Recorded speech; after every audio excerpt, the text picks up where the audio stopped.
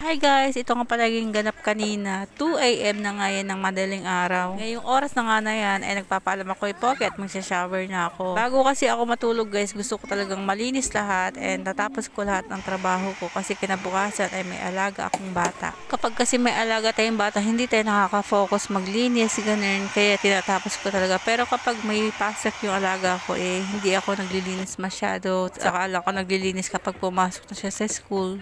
At kapag may pasok yung alaga ko, mas maaga akong nakakapasok ng kwarto around 12 AM o 1 AM ganun. Pero pag yung wala siyang pasok talagang 2 AM pa ako matatapos. At kanina nga ay 3 AM na kami natulog ni Pocky at hinarot-harot pa nga ako. So parang 3 hours lang yung tulog ko kanina. Kaya nga naman ngayon habang nagvo-voice over ako inaantok na. Oy, well, sanayan lang naman talaga guys. Tatagalan lang naman talaga ako kapag nagpapatulog at tapos patulog ko na yung alaga ko tapos naghihintay pa ako ng amo, ganun. Kasi hindi naman ako pwedeng bumaba, natulog yung alaga ko, tapos walang nagbabantay sa Sobrang late kasi dumating yung amo ko kanina, kasi meron doon silang operation. 11 PM na kasi nakauwi yung amo ko, napatulog ko na yung alaga ko that time. And kailangan pa niya mag-stay ng 2 hours sa banyo. Yes, tama po kayo nang narinig. Usually 2 hours po talaga yun sa amo nag-stay sa banyo. Ewan ko ba kung anong ginagawa niya doon. Inoorasan ko talaga siya. Kaya nga naman 1 AM na kami nakababa ni Pocky. Pero hindi naman araw-araw ganito na 2 AM na ako natatapos. Depende lang talaga yun sa alaga ko. So far, ang pinakamaaga na ay alas 11. And take note, minsan lang yun nangyari.